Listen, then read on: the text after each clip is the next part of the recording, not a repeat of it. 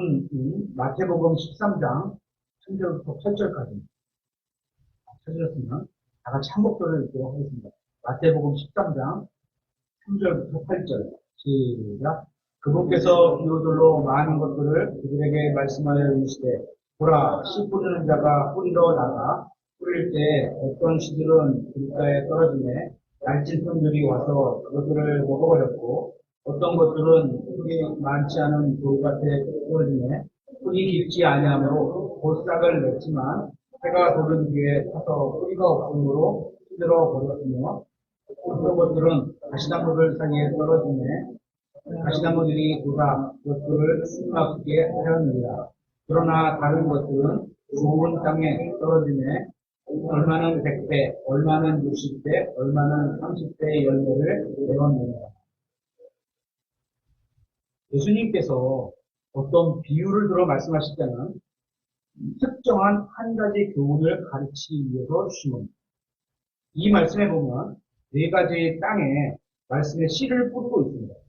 길가, 돌밭, 가시나무들 사이, 그리고 좋은 땅. 이 땅은 마음 상태를 상징하고 있습니다. 여기에 각각 씨를 뿌리는 겁니다. 그런 마음 상태가 뿌리는 겁니다. 이 비유의 말씀을 주신 목적은 사람들의 반응은 다양할 수 있지만 그 반응에 너무 연연해하지 말고 말씀의 씨를 뿌리면 열매를 맺는 땅도 있다는 겁니다.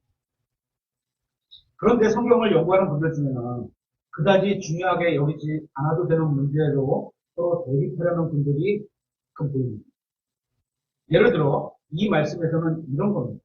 이것을 보겠습니다. 말씀을 뿌리는 자가 누구냐는 겁니다. 어떤 이들은 예수님이라고 하고 어떤 이들은 그리스도인이라고 합니다.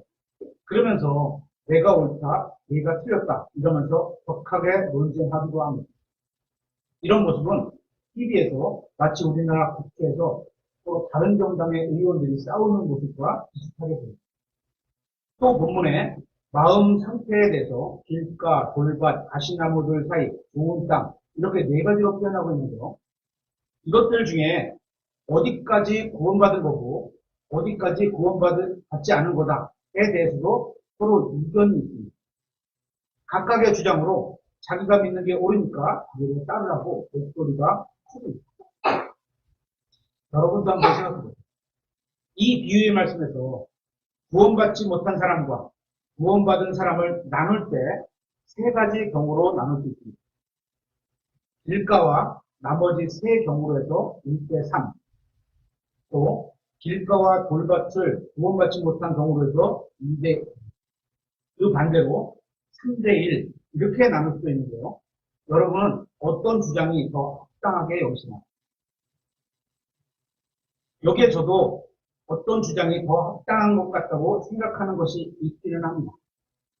하지만 다른 사람들이 왜 그런 주장을 하는지도 이해는 갑니다. 이해한다고 내가 따라가는 건 아니에요. 그 사람, 과거에 내가 어떤 경험을 했는데, 그 사람은 그럴 때는 그랬을 수 있어. 라고 이해는 하지만, 내가 같이 죄를 지지도 할 수는 없잖아요. 그죠? 이해는 한다고. 그런 거예요. 이해하고 동의는 조금 다른 거예요. 문제는 그게 본질이 아니라는 겁니다. 예수님이 어떤 비유를 들어서 말씀하실 때 목적은 어떤 세밀한 진리를 가르치시는 게 아니라 어떤 한 가지 교훈을 가르치기 위해서 예수님께서 비유를 들어 말씀하신 겁니다. 이 씨 뿌린 자의 비유의 목적은 말씀의 씨를 뿌리고 하나님의 말씀을 받아들이라는 겁니다. 그러니까 구원받지 않은 경우와 구원받은 경우가 3대1이건 2대2건 1대3이건 이런 건 서로 생각이 좀 달라도 또 동의는 안 되더라도 이해는 할 수 있는 겁니다. 성경에는 이런 경우들이 꽤 많이 있습니다. 저는 다른 성경 신자들이 저와는 좀 다른 견해를 갖고 있다 해도 그것이 교리적으로 크게 문제되지 않는 정도라면 서로 교제를 나눌 수 있고 겸손함으로 상대방의 신앙을 존중해 줄 수 있다고 생각합니다. 이제 오늘 본문의 말씀을 한번 살펴보도록 하겠습니다. 말씀의 씨를 뿌려라. 성경이 말하는 사역은 하나님의 말씀을 가지고 다른 사람을 도와주고 또 똑바로 세워주는 겁니다. 이것은 교회가 해야 하는 일이고 목사님이 해야 하는 일이고 또 모든 성도들이 해야 하는 일입니다. 그래서 구원받은 모든 사람들은 사역자인 겁니다. 이 사역을 영어로 말하면 work인데요. 이 사역이 어떤 다른 게 아니라 우리 말로 하면 일하다 이런 겁니다. 일.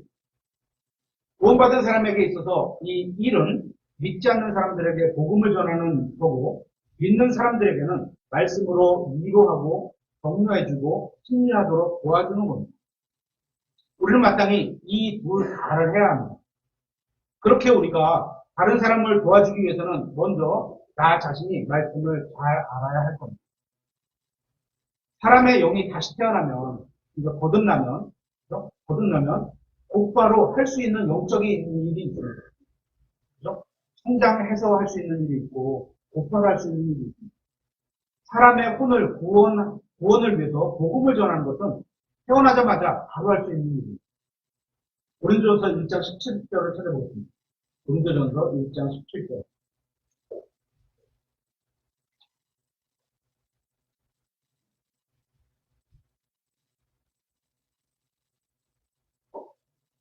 그리스도께서 침례를 주라고 나를 보내지 아니하시고 복음을 선포하라고 보내셨습니다. 우리는 모두 복음을 선포하라고 보내신 거예요. 이 일을 말의 지혜로 하지 아니하게 하셨으니 이것은 그리스도의 십자가가 무효가 되지 않게 하려 하십니다. 여기서 복음을 선포하는 것은 사람의 혼을 예수님께로 인도해 온 겁니다. 여러분이 입을 열어서 예수 그리스도의 복음을 전하는 겁니다. 누군가를 지옥에서 건지는 건 대단히 위대한 일이라고 저는 생각합니다. 우리가 누군가의 혼을 지옥에서 건질 수는 없지만 간접적인 방법으로 복음을 전해서 그 사람이 복음을 믿고 듣고 믿으면 그 사람의 혼이 지옥으로부터 벗어나게 되는 겁니다. 하지만 혼의 구원에 있어서 만약에 복음을 아주 잘 전하는 전도자나 목사님이 계시다 하더라도 여러 그것도 몇십 명이 있다 하더라도 성령님 한 분이 일하시지 않으면 그 누구도 구원받지 못합니다. 그러니까 구원은 성령님께서 해주시는 일입니다. 그러면 여기서 우리가 해야 할 일은 뭘까요? 복음을 전하는 겁니다. 이 일은 주님께서 우리에게 복음을 전하라고 명령하셨기 때문입니다. 이 명령이 아주 감사한 것은 믿게 하라, 전해서 성과를 내라가 아니라 복음을 전하라는 겁니다. 이건 마음만 있으면 누구도 할 수 있는 일이고 부담이 적은 일입니다. 복음을 전하는데 아무도 믿지 않아도 상관이 없습니다. 대신 좋은 마음으로 전해야죠. 막 싸우듯이 전하면 안 되죠. 나머지는 하나님께서 알아서 하실 일입니다.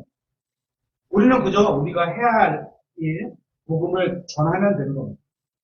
그 일을 위해 하나님께서는 우리에게 말씀의 씨를 주셨습니다. 이 씨를 뿌리라는 겁니다. 그러면 이 씨가 싹이 트고 자라게 하는 건 하나님께서 하시겠다는 겁니다. 사람을 구원하는 건 또는 사람의 마음을 변화시키고 구원하는 건 하나님께서 하실 일입니다. 우리가 해야 할 일은 복음을 전하면 됩니다. 하나님의 말씀을 전하면 되는 겁니다. 구원받지 못한 사람들에게는 예수 그리스도께서 십자가에서 무엇을 하셨는지를 알려주면 됩니다. 그게 어렵지 않습니다. 응급이도 할 수 있습니다. 그죠? 여러분이 복음을 전하는 마음이 있다면 예수님과 그분이 하신 일을 여러분이 믿고 가는 만큼 전하시면 됩니다. 우리는 이 사실을 모르는 사람들에게 알려주면 됩니다. 그 사람이 그걸 믿으면 하나님께서 그 사람을 구원해 주실 거고, 안 믿으면 아쉽지만 그건 어쩔 수 없는 거예요. 예를 들어 보겠습니다. A라는 형제가 좋아하는 B 자매에게 편지를 보냅니다. 그 보내진 편지를 보내는 우체부는 편지를 받는 B에게 보내주기만 하면 됩니다. B의 반응이 좋든지 나쁘든지 그건 두 사람 사이의 관계입니다. 우체부는 책임을 다하는 마음으로 편지를 전해주기만 하면 됩니다. 우리의 역할이 우체부와 같은 겁니다. 하나님께서 구원받지 못한 사람들에게 복음의 편지를 보내시는데 만약에 우체부인 우리가 부담스러워서 복음을 전하는 게 어렵고 부담스러워서 그 편지를 전하지 않는다면 어떻게 되는 거죠? 우리는 복음을 얘기하고 전도지를 전해주면 됩니다. 그 뒤에 일하실 분은 하나님이십니다. 복음을 전하는 것은 자기가 다니는 교회나 또 자기 다니는 교회 목사님이나 좋은 분이라고 알리는 게 아닙니다. 그게 나쁘다는 얘기 아닙니다. 하지만 그게 복음은 아닌 겁니다.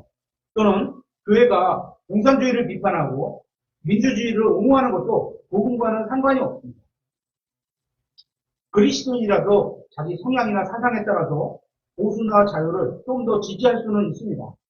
저도 어떤 쪽에 또 가까운 지지할 게 있습니다. 하지만 요새는 표현을 못하죠. 제가 이렇게 딱 어디 좋아요라고 누르면 어떻게 되는지 아세요? 제가 지금 유튜브 동영상 올리는 교회 거를 제 걸로 쓰고 있잖아요. 그러다 보니까 교회가 동영상으로 돼버려요. 그래서 아무데도 제가 좋아요를 누르지 않아요. 성향을 제가 나타낼 필요가 없습니다. 그냥, 그렇구나. 이 사람들이 이렇게 주장하는 거 이것 때문에 나타낼 필요가 없습니다. 그죠? 하지만 이런 주장을 하는 것도 복음과는 관련이 없습니다. 인권 운동도 어려운 사람을 돕는 거라 좋은 거라고 생각합니다.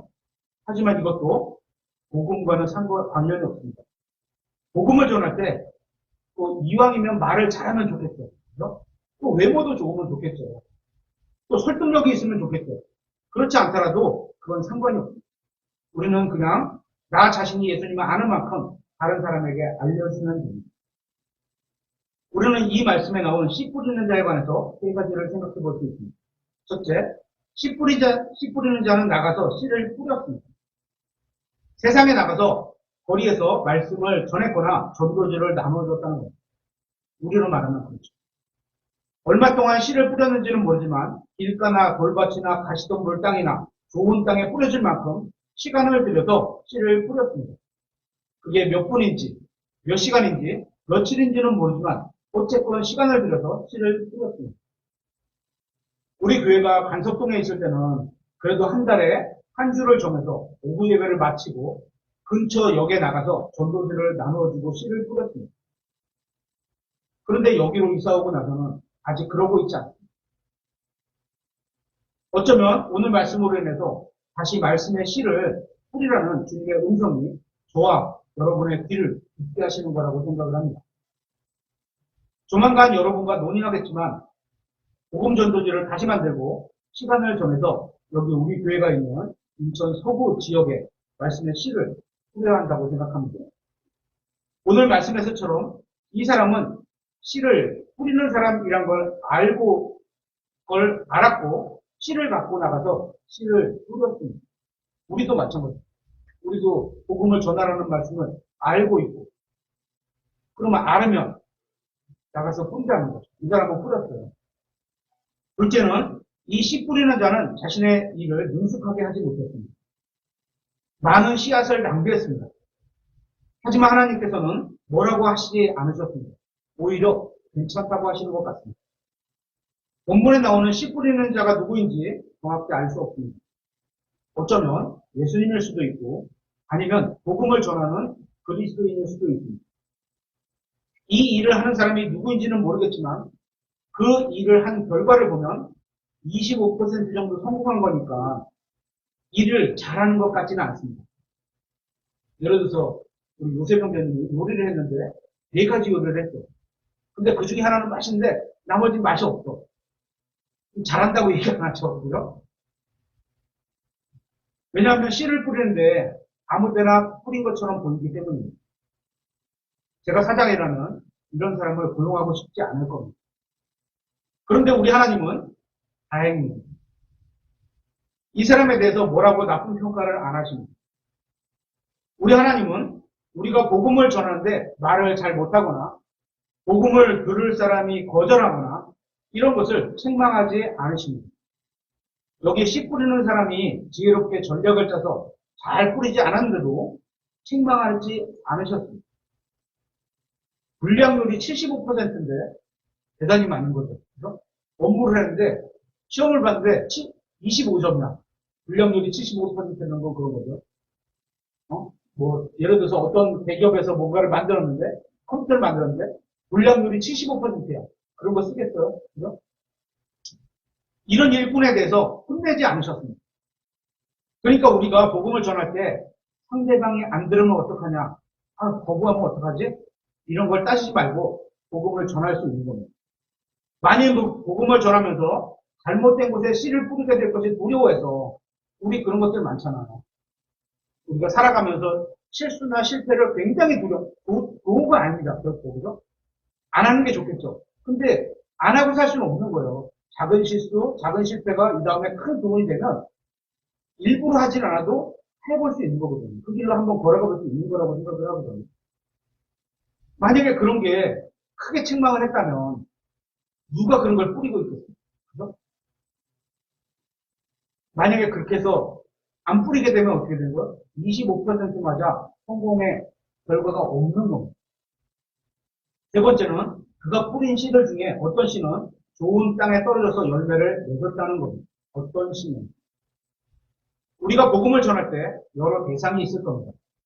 친척이나 내 주변에 있는 직장 동료나 학교 친구들이나 이들에게 전할 수 있습니다. 그에게 먼저 말을 겁니다. 친구야, 과장님, 잠시 시간이 있으세요? 그래서 있다고 하면 여러분이 만나고 알고 있는 그 예수님을 전하면 됩니다. 또 거리에서 전한다면 웃으면서 전도지를 나눠주면서 꼭 읽어보세요. 이 한마디만 됩니다. 이건 은겸이도 할 수 있는 일이라고 생각합니다. 그렇죠. 이 정도는 할 수 있습니다. 여러분이 예수님을 믿고 하나님이 기뻐하시는 것을 함께 기뻐할 수 있다면 그 정도 성숙했다면 여러분은 복음을 전하려고 할 겁니다. 우리는 내가 전해준 전도지를 읽고 어떤 사람이 구원받게 될지 모릅니다. 우리 중에 누가 열매를 맺을지 아무도 모르는 겁니다. 예를 들어서 시원자매님하고 제가 나갔는데 시원자매님이 전해준 전도지가 열매를 맺을 수 있어요. 제가 전했는데 안 맺을 수도 있어요. 아무도 모르는 겁니다. 왜냐하면 구원과 성장은 하나님께서 하실 일이기 때문입니다. 그러니까 내가 복음을 제대로 전하지 못하면 어떠지? 이런 걱정을 할 필요가 없습니다. 여기 씨 뿌리는 자는 어디가 좋은 땅이고 누가 하나님의 말씀을 받을지 알지 못했습니다. 누가 복음을 받을지 아는 유일한 방법이 있다면 어떻게 해요? 복음을 전해보는 겁니다. 전하지 않으면 알 수가 없습니다. 그렇죠? 전해봤더니 이 사람이 거부한다. 그건 나쁜 밭인 겁니다. 근데 전해봤더니 이 사람이 받아들이네? 그건 좋은 밭인 겁니다. 어떤 경우에는 복음에 흥미를 느끼기도 합니다. 그래서 곧바로 교회에 출석을 하지만 그의 가족들이 반대하거나 먹고 살 걱정으로 인해서 신앙생활을 그만두기도 합니다. 그런 일이 일어나면 복음을 버리는 겁니다. 받았다가 버리는 겁니다. 하지만 우리는 주님께서 씨 뿌리는 자에게 명령하신 것처럼 상대방이 받아들이는지 그렇지 않든지 간에 말씀에 씨를 뿌리고 복음을 전하면 됩니다. 여기 씨 뿌리는 자는 씨만 뿌리도록 주인과 계약을 맺은 겁니다. 그의 일은 모든 사람에게 복음을 전하는 것과 같습니다. 그는 모든 사람을 설득하지는 못했습니다. 하지만 모든 사람에게 하나님의 말씀을 전하는 일은 완수했습니다. 씨는 다 뿌려졌습니다. 오늘 본문에 나온 씨 뿌리는 사람은 엄청난 결과를 만들지는 못한 것으로 보이지만 씨를 뿌리라는 즉 복음을 전하라는 주님의 명령에 순종하는 데는 성공했다고 보입니다. 우리도 그러면 됩니다. 다시 말해서 하라고 하신 일을 하면 되는 겁니다. 결과는 하나님이 알아서 하십니다. 그렇죠? 복음을 계속 전하고 있는데 믿는 사람이 아무도 없으면 또 시간이 오래되면 지치고 힘듭니다. 그래서 어떤 사람은 시간 낭비라고 생각하는 사람들도 있습니다. 세상적으로 보면 복음을 전하는 게 시간 낭비처럼 보일 수도 있지만 주님께서는 우리가 시간을 낭비한 것이 아니라고 합니다. 왜냐하면 모든 사람에게 복음에 전해지는 것이 주님의 뜻이기 때문입니다. 복음을 듣게 하는 것은 모든 사람에게 은혜를 베푸시는 것이고 하나님께서 구원을 베푸실 기회를 주시는 겁니다. 우리는 그 도구로 사용되는 겁니다. 그렇기 때문에 시간 낭비가 절대 아닙니다. 우리가 전한 복음으로 아무도 받아들인 사람이 없다 할지라도 우리는 그 자체로 주님을 기쁘게 해드리는 겁니다. 이 씨 뿌리는 자는 주님께서 씨를 뿌리라는 명령에 순종했고 그것으로 충분했습니다.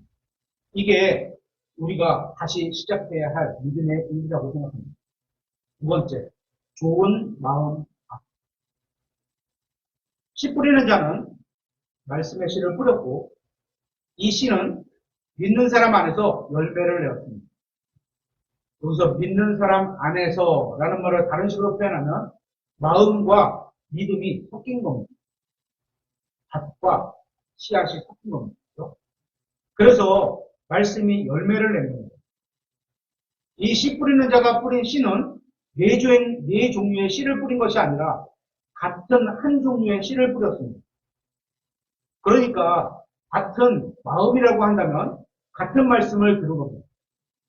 네 사람이 아니면 마음 상태가 다른 이제 한 사람이라도 마음 상태가 네 가지 이제 때에 따라서 바뀔 때가 있잖아요. 그럴 때 한 교회 내에도 같은 설교 말씀을 들어도 어떤 사람은 지루해야 하다고 하고 어떤 사람은 말씀을 믿고 삶이 변화되기도 합니다. 분명히 같은 말씀의 씨를 뿌렸는데 반응이 완전히 다릅니다. 이 씨는 하나님의 말씀이라고 누가복음 8장에 말씀하고 있습니다. 그러니까 말씀에는 아무런 문제가 없는 겁니다. 우리가 밭에다가 씨를 심을 때는 좋은 종류를 심으려고 좋은 씨앗을 사다가 심잖아요. 이 성경이 말씀하시는 이 씨는 말씀이니까 문제가 전혀 없는 겁니다. 특히 저희 교회가 믿는 바는 하나님께서 완전한 말씀으로 주셨고 그 말씀을 보존하셔서 우리 손에 들려주신 킹잼 성경을 하나님 말씀이라고 믿고 있습니다. 문제는 하나님의 말씀을 받아들인 사람들의 마음이 네 종류로 다르게 반응하는 겁니다. 네 종류의 마음 중에 오직 한 종류만 제외하고 나머지 세 종류는 말씀을 받아들이지 않거나 받아들였는지 정확히 알기 어려운 상태입니다. 첫째 경우는 길가에 뿌려졌는데 공중에 새가 와서 씨를 먹어버렸습니다. 두 번째 경우는 돌밭에 떨어졌고 세 번째 경우는 가시나무 사이에 떨어졌고 네 번째 경우는 좋은 밭에 떨어졌습니다. 감사하게도 말씀의 씨는 좋은 밭에만 뿌려지는 것이 아니라는 겁니다. 길가나 돌밭에도 뿌려지는 걸 볼 수 있습니다. 그러니까 나가서 전하라는 거예요. 저 사람이 믿을만 하다 그러면 주는 게 아니고 그냥 전하는 거예요. 우리가 전하는 예수 그리스도가 준비된 혼에게만 전해지는 것이 아니라 마음이 딱딱하고 거친 사람들에게도 전해지는 게 감사한 일입니다. 하지만 하나님께서는 모든 사람이 구원받기를 원하시고 그래서 모든 사람에게 구원받을 기회를 주시고 또 복음을 들을 수 있게 해주시는 겁니다. 또한 구원받은 모든 그리스도인들에게도 말씀을 주셔서 이게 꼭 구원받지 않은 사람에게 복음의 말씀뿐만 아니라 구원받아도 상태에 따라서 마음이 이럴 수 있는 거잖아요. 그죠? 성장하게 하고 일할 기회를 주시는 겁니다. 정말 감사한 일입니다. 그리고 마태복음 13장 10절을 보겠습니다. 여기는 마음 상태에 따라서 반응이 다른 것을 말씀하고 있습니다. 13장 10절.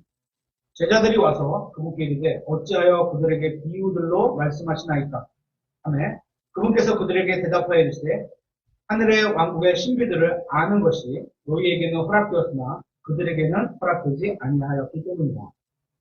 하늘의 왕국의 신비에 대한 이 본문의 말씀은 2013년도 11월 달에 저희 목사님께서 같은 제목으로 하신 설교가 있습니다. 씨 뿌리는 자의 비유.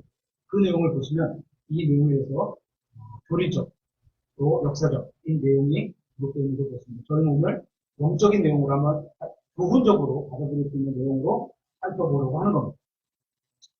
제자들에게는 허락되고 바리새인들에게는 허락되지 않은 차이가 뭘까요? 계속해서 12절에 누구든지 있는 자는 받아서 더 풍성하게 될 것이나 누구든지 없는 자는 자기에게 있는 것도 빼앗기리라. 하나님께서 비춰주신 빛을 자연스럽게 받아들인 사람은 더 큰 빛을 받게 됩니다. 하지만 빛을 거부한 사람은 가지고 있던 빛마저도 잃어버리게 됩니다. 진리의 빛, 하나님의 영광의 빛, 이런 거죠. 예수님의 제자들은 빛에 바르게 반응하기 때문에 주님께서 그들에게 더욱 큰 빛을 주시는, 풀어서 해석해 주는 거예요. 여기서 제자들이 가지고 있었던 것은 믿음이었습니다. 하나님의 말씀을, 하나님의 말씀을 들었는데 그걸 마음으로 믿었어. 이 믿음이 있는 거예요. 그래서 믿음 있는 사람은 하나님의 말씀을 믿으니까 또 다른 말씀을 열어주시는 거예요. 그래서 믿음이 더욱 풍성해지게 됩니다. 하지만 반대로 하나님의 말씀을 거부하면 말씀을 주지 않으시고 그래서 더욱 믿음이 빈약해지게 됩니다. 신약 그리스도인도 마찬가지입니다. 하나님의 말씀을 믿는 마음이 있으면 믿음이 점점 커지고, 그죠? 창세기를 읽었는데 막 믿음의 말씀이 막 넣어주세요. 그러면 출애굽을 읽을 때도 또 넣어주시고 또 넣어주시고 그러는데 창세기를 안 읽어. 왜냐면 듣질 않으니까 믿음이 안 생기잖아요. 그죠? 그럼 점점 빈약해집니다. 상대적으로. 또 하나님의 말씀이 기억나지도 않아요. 이제 나중에. 기억나게 하시는데도 그게 하나님의 말씀인가? 이럴 정도까지 멀어지면 큰일 나요. 하나님은 우리에게 씨 뿌리는 자의 비유의 말씀을 주셨는데 밖에 나가서 씨를 뿌리라는 말씀에 반응하는 것은 대단히 중요한 일입니다. 우리가 그래서 나가서 뿌려야 된다는 거예요. 이걸 바르게 믿지 않는데 다른 말씀을 더 주시겠느냐 이런 겁니다. 문맥의 흐름이 그런 거예요. 어렵지 않은 일을 제대로 하지도 않았는데 또 다른 걸 달라고 이런 겁니다. 예를 들어서 이런 거죠. 훈련소에 갔는데 군인으로 훈련소에 갔는데 이 사람은 총을 잘 쏘. 총을 잘 쏘는 게 보이니까 사격수나 특공사수로 뽑아다가 뭐 저격수 쓴다든지 뭐 이렇게 줄 수도 있잖아요. 그죠? 그렇게 뽑아갈 수 있는 거잖아요. 그죠? 근데 총을 안 쏴. 근데 나는 저격수로 멋있으니까 저격수로 가고 싶어. 안 뽑아간다는 거야. 그래서 13절에 그러므로 내가 그들에게 비유들로 말하는 이유는 그들이 보아도 보지 못하고 들어도 듣지 못하며 깨닫지도 못하기 때문입니다. 이 구절은 문맥을 이해하지 않으면 마치 이 한 구절만 쭉 뽑아놓고 보면 칼빈주의 예정론을 입증하는 것처럼 보일 수도 있습니다. 보아도 보지 못하고 들어도 듣지 못하는 건 창세전에 예정됐기 때문이다. 이렇게 주장할 수도 있습니다. 근데 문맥을 보면 전혀 아닙니다. 우리가 성경을 읽으면서 먼저는 문맥을 이해하고 그래서 제가 어떤 구절을 누가 물어보면 그 앞에 10절, 뒤에 10절 또는 앞에 한 장, 뒤에 한 장 이렇게 쭉 읽어보면서 흐름을 먼저 이해해서 그거를 다른 성경이 해석해 주는 거를 찾아 들어가요. 그 안에 있는 한 구절을 이해해야 하는 겁니다. 마치 숲을 보고 나무를 봐야 한다는 겁니다. 그래야지 다르게 이해할 수 있고 바른 신앙을 유지할 수 있습니다. 그러면서 여기서 그들이 봐도 보지 못하고 들어도 듣지 못하고 깨닫지도 못하는 이유가 나와 있습니다. 계속해서 15절에 이 백성의 마음은 무뎌졌고 그들의 귀는 듣기에 둔하며 그들은 자기 눈을 감았나니 이것은 언제라도 그들이 눈으로 보고 귀로 듣고 마음으로 깨달아 회심하여 내게 고침을 받지 못하게 하려 함이니라. 보면서도 보지 못하는 건 눈을 감았다는 말입니다. 의도적으로 얼굴을 가리거나 눈을 감아버리면 눈 앞에 있어도 볼 수 없습니다. 예를 들어서 하나님의 말씀이 전해지는데 귀를 닫는 거하고 똑같은 거예요. 그죠? 눈을 뜨고 있어도 고개를 돌리면 볼 수 없습니다. 결국 자신이 보고 들은 것을 마음으로 거부하는 겁니다. 듣기 싫어하고 진리를 원하는 마음이 없으면 아무리 진리를 듣고 봐도 아무것도 깨닫지 못하게 된다는 겁니다. 그래서 마음이 중요한 겁니다. 여러분이 교회에 왜 오셨는지 아십니까? 저는 이렇게 생각합니다. 여러분은 하나님을 사랑하기 때문입니다.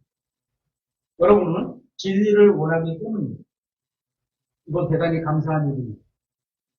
이제 여기 오신 여러분이 해야 할 일은 마음이 무뎌지지 않아야 합니다. 무뎌진다.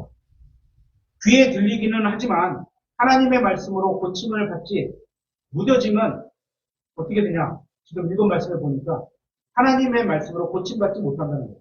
닫았기 때문에 자기가. 다시 말씀드리지만 이 말씀은 씨 뿌리는 자의 비유의 말씀으로 하나님의 말씀의 씨를 뿌리라는 겁니다. 계속 문맥의 흐름이 계속 그거예요. 그죠? 이거 하나만 쭉 빼놓는 게 아니니까. 뿌리라는 말씀에 여러분의 마음이 묻어지지 않았으면 좋겠습니다. 그래서 믿음으로 하나님의 말씀의 씨를 뿌리게 되었으면 좋겠습니다. 그들이 보아도 보지 못했던 이유는 하나님 말씀 앞에서 그들이 스스로 눈을 감은 겁니다. 그들은 진리의 말씀을 들어도 스스로 귀를 닫았기 때문에 진리를 보지 못한 겁니다. 이 사람들은 진리를 따르지 않고 거부하는 것을 선택한 겁니다. 아, 나 그거 안 해. 안 한다는 뭐요? 거부하는 거죠. 그러면 우리는 어떤가요? 오늘 주시는 씨 뿌리는 자의 비유의 말씀을 통해서 우리가 듣고 깨달아야 할 게 뭘까요? 하나님이 무엇을 원하실까요? 여러분은 이미 답을 아실 거라고 생각합니다. 그런데 우리가 세상에 씨를 뿌리지 않으면, 이 말씀을 믿지 않으면 귀를 닫고 눈을 감아버리는 것과 마찬가지입니다. 오늘 본문에 나오는 사람의 마음을 상징하는 길가, 돌밭, 가시나무 사이, 좋은 밭, 이 네 가지 경우를 우리의 마음에 교훈적으로 한번 적용해 보도록 하겠습니다. 계속해서 18절. 그러므로 너희는 씨 뿌리는 자의 비유를 들으라. 여러분도 이 비유를 잘 들어보십시오. 19절. 어떤 사람이 왕국의 말씀을 듣고 그것을 깨닫지 못할 때에는 그 사악한 자가 와서 그 마음속에 뿌려진 것을 채워가나니 이 사람은 길가에 씨를 받은 자입니다. 길가에 뿌려진 경우는 하나님의 말씀을 들었지만 듣는 즉시 마귀가 와서 말씀을 채워간 경우입니다. 말씀의 씨를 빼앗긴 겁니다. 우리가 교회에 와서 설교를 듣고 오후 성경 공부 시간까지 다 끝나고 집으로 가면서 지금 들으신 이 설교를 다 잊어버리는 경우일 겁니다. 다 빼앗긴 겁니다. 그래서 복음도 전하지 않게 되고 말씀도 다 잊어버린 경우일 겁니다. 계속해서 20절. 그러나 돌밭 속에 씨를 받은 자, 바로 그 자는 말씀을 듣고 즉시 기쁨으로 그것을 받아들이지만 그 안에 뿌리가 없어 잠시만 견디는 자니 말씀으로 인해 환난이나 핍박이 일어나는 때 곧 그가 걸려 넘어지느니라. 말씀을 듣고 집에까지 가는데 그때까지는 안 빼앗겼습니다. 이제 월요일부터 사회생활하면서 말씀대로 살려고 하다 보니까 세상에서 고난을 당하고 정직하게 살으니까 옆에 사람들이 가만두지 않죠. 너만 뭐 의롭냐 이러면서 핍박을 받게 되는데 그때 말씀을 버리고 세상에 속해지는 겁니다. 돌밭은 뿌리를 내릴 좋은 흙이 거의 없습니다. 우리가 밭농사를 할 때 밭이라고 해서 그냥 씨를 심는 게 아니에요. 특히 처음에 이제 밭을 만들기 위해서 그 땅이 없는 사람들은 국가 땅이나 뭐 지금은 그게 불법이지만 옛날에는 그랬어요. 국가 땅이나 주인이 없는 땅 같은데 자기가 막 인고갖고 밭을 만들어서 써요. 그렇게 이렇게 쓰는 거거든요. 농사 지으려는 밭에 씨가 잘 자라도록 밭에 있는 돌과 나무 뿌리 같은 것들을 먼저 제거합니다. 농사 접으신 분들은 알 거예요. 이것은 우리가 좋은 밭이 되어야 할 우리의 마음도 마찬가지인 겁니다. 우리 마음 안에 하나님을 향한 쓴뿌리, 또 거친 마음, 크고 작고 거친 돌이 있는 거거든요. 거친 마음, 악한 마음, 삐뚤어진 마음이 있는 것들은 모두 먼저 제거되어야 하는 겁니다. 그러려면 성경을 통해서 내 마음이 예수님의 마음과 다른 것들은 모두 제거해야 하는 겁니다. 모두. 예수님의 마음이 기준이고 그거랑 다른 거는 틀린 거예요. 그러면. 다른 게 인정되는 게 아니고 예수님의 마음은 표준이고 기준이고 거기와 다른 것은 틀린 거예요. 그거는. 표현이 좀 뭐 듣기에 거슬릴 수도 있는데 다른 게 같은 게 아니다. 이런 표현도 있지만 어쨌거나 예수님의 기준이기 때문에 이 기준에 부합되지 않는 건 다 잘못된 거고 틀린 거예요. 모두 제거해서 그분의 마음과 같아져야 하는 겁니다. 그래서 하나님에 대한 마음 자세뿐만 아니라 하나님의 말씀에 대한 마음 자세, 아, 성경을 읽으면서, 이거, 내 영에게 주시는 이거 목소리로 들린다, 이거 아니죠? 내가 읽으면서, 눈으로 읽으면서, 들리는 그 음성, 그죠? 그런 말씀을 대하는 자세, 형제 자매를 대하는 마음 자세, 이웃을 대하는 마음 자세, 또 이런 우리의 마음이 예수님의 마음으로 가득 차야 하나님의 말씀을 듣고 좋은 것들로서 열매를 내게 되는 겁니다. 22절을 보겠습니다. 13장 22절. 가시나무들 사이에 씨를 받은 자 또한 말씀을 듣되 이 세상 염려와 재물의 속임수가 말씀을 숨막히게 함으로 열매 맺지 못하게 되는 자니라. 대만은 세상을 사랑해서 복음 사역을 버려두고 세상으로 돌아갔습니다. 아마 이 대마가 가시나무 사이에 떨어진 마음을 가진 사람이라고 보입니다. 여기서 주의해야 할 내용이 하나 있는데요. 말씀이 열매를 맺지 못하는 것이 아니라 말씀을 거부한 나쁜 마음을 가진 사람이 열매를 맺지 못하는 겁니다. 예를 들어 씨를 뿌리라, 좋은 밭이 되라. 그래서 오늘 말씀을 듣고 이 말씀을 믿음으로 붙들면 좋은 밭이 되려고 하겠죠. 그죠? 성경을 읽겠죠. 그러면 내가 잘못된 거는 버리겠죠. 그죠? 여러분 속에서 말씀의 풍성이 열매를 맺을 겁니다. 그래서 23절입니다. 그러나 좋은 땅 속에 씨를 받은 자는 말씀을 듣고 그것을 깨닫는 자니 그것은 또한 열매를 맺어 얼마는 100배, 얼마는 60배, 얼마는 30배를 내느니라 하십니다. 좋은 땅은 하나님의 말씀을 믿는 마음입니다. 씨를 뿌리는 자의 비유에 나오는 이 땅들은 다 마음 상태를 나타냅니다. 길가, 돌밭, 가시나무들 사이, 좋은 땅 모두 우리의 마음 상태일 겁니다. 이럴 때 저럴 때 아니면 각 사람마다 그러면 우리가 우리 땅을 좋은 땅으로 개간할 수 있어야 하는 겁니다. 거친 땅을 갈아엎고 부드럽게 만들고 아까 말씀드렸죠. 산에 가면 단단히 굳어져 있어요. 그렇지 않은 땅도 있지만 굳어져 있어요. 또한 그러면 어떻게요? 뒤집어요. 뒤집는 효과가 두 가지가 있죠. 하나는 부드럽게 만드는 거고 또 하나는 풀을 제거하는 거. 잡초 두 가지 역할을 다 하죠. 더 있겠지만 제거하는 건 그렇게밖에 생각이 안 나요. 그거 일단 뒤집어 엎어야 돼요. 땅을. 그죠? 또 밭에 있는 돌을 골라내고 뒤집어 엎었으면 위에 있던 것도 다 골라내야 돼요. 또 가시나무들은 뿌리채 뽑으면 됩니다. 그러면 좋은 밭이 될 수 있는 겁니다. 이거 누가 해야 돼요? 우리가 해야 되는 겁니다. 그렇게 하면 30배, 60배, 100배를 거두고 싶은 마음이 생길 거고 씨 뿌리는 자가 어떻게 돼요? 씨 뿌리는 자가 해야 할 어떻게 씨 뿌려서 이게 만약에 나에게 뿌려진 거라면 내 마음같이 좋게 만들어야 할 우리 책임이라는 거예요. 여러분도 30배, 60배, 100배를 거두시고 싶다면 좋은 밭으로 만드는 것은 여러분이 해야 할 일입니다. 그러면 이 일을 어떻게 하면 될까요? 해야 되는데 어떻게 하면 될까요? 어떻게 하면 좋은 마음을 만들 수 있을까요? 믿음은 들음에서 나오고 들음은 하나님의 말씀에서 옵니다. 그러니까 믿음의 열매를 많이 거두려면 어떻게 돼요? 성경을 많이 읽어야 됩니다. 많이 들어야 되는 겁니다. 하나님의 말씀을 읽으십시오. 그러면 마음이 부드러워지고 하나님께서 이렇게 용서하시구나. 내가 다른 사람을 용서 안 하고 이렇게 딱딱한 마음이 하나님께서 나에게 해주신 그 용서와 은혜 이런 걸로 인해서 부드러워질 수 있습니다. 또 거친 돌을 빼버리면 되는 겁니다. 남을 찔러든 그런 마음들 이런 것들. 그렇게 되면 하나님께서 일하시기에 좋은 상태가 되는 겁니다. 그래야 열매를 맺을 수 있게 됩니다.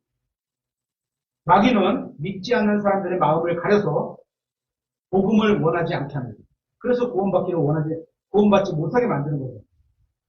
다시 이거 말하면 믿지 않는 사람들이 믿지 않는 거는 예수님을 믿었지만 살면서 믿지 않는 말씀을 부정하는 사람도 해당될 수도 있는 거예요. 이거. 하지만 하나님의 말씀을 믿는 사람은 가려진 것이 없이 자기가 가야 할 길들을 쫙 보고 거기로 갑니다. 이거 확인해 보겠습니다. 고린도후서 4장 3절입니다.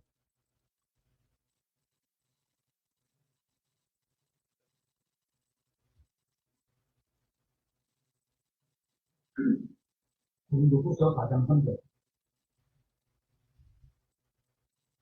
만일 우리의 복음이 가려졌다면 그것은 잃어버린 자들에게 가려졌느냐.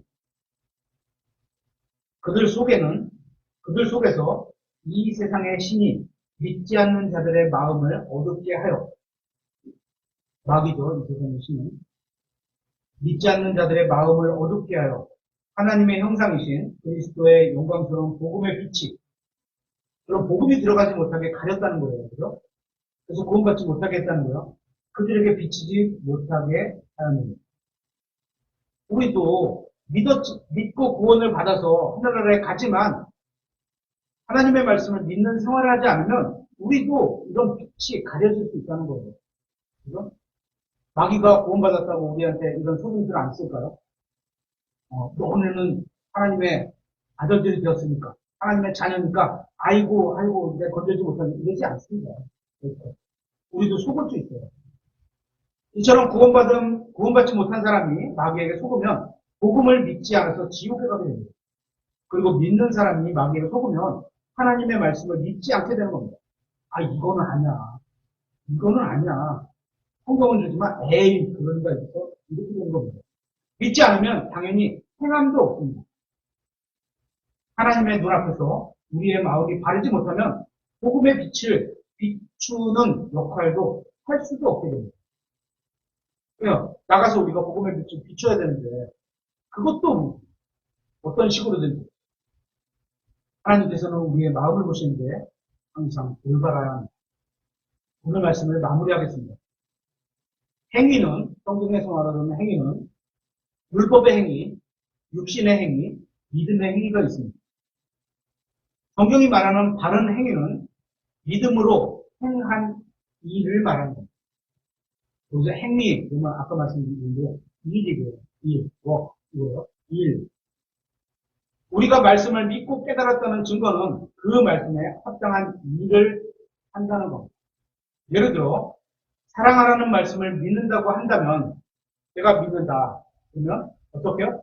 오래 참아주고 친절하게 대하고 이런 일들을 한다는, 이런 일들이 해서 사랑한다 이런 순서가 바뀐 게 아니고요. 사랑하면 이런 일들이 자연스럽게 나온다는 거죠. 시기하지 않고 우쭐대지 않고 자기 것을 추구하지 않고 쉽게 속내지 않고 악을 생각하지 않고 불법을 기뻐하지 않고 진리를 기뻐하고 모든 것을 참고 견디는 일을 하게 될 겁니다. 사랑하면. 이런 일을 통해서 사랑하는 말씀을 믿고 있는 걸 알 수 있습니다. 이와 같이 믿음의 행위가 보이지 않는다면 그건 죽은 믿음입니다. 세상 사람들은 성경이 무슨 말을 하는지 깨닫지 못하지만 우리가 성경을 깨달은 이유는 성경 기록을 믿기로 결심을 했고 지금 믿기 때문입니다. 믿음은 하나님의 말씀을 들으면서 나오는 성령님의 열매입니다. 우리가 믿음으로 행할 때 우리 안에서 그분이 열매를 맺으시는데 얼마는 100배, 얼마는 60배, 얼마는 30배를 낸다고 말씀하고 있습니다. 이 말씀 얼마나 감사한지 모르겠습니다. 우리의 마음을 상징적으로 보여주는 땅은 그 땅이 좋을 때 무조건 열매를 맺는 겁니다. 그게 30배든 100배. 말씀을 믿으면 반드시 열매를 맺게 되는 겁니다. 각 사람마다 믿음의 분량에 따라서 열매의 양은 다를 수 있지만 모두 열린다는 겁니다. 믿는다면 열매를 못 맺는 경우는 없습니다. 그러니까 하나님의 말씀을 믿으면 반드시 열매를 맺게 됩니다. 우리가 오늘 주신 씨 뿌리는 자의 비유 말씀을 통해서 우리 교회는 다시 세상을 향해 복음의 말씀의 씨를 뿌려야 합니다. 그리고 우리의 마음이 좋은 밭이 돼서 하나님의 말씀을 읽고 듣고 받아들여서 30배, 60배, 100배의 열매를 내게 돼서 하나님을 기쁘시게 해드려야 합니다. 이 말씀을 마치도록 하겠습니다.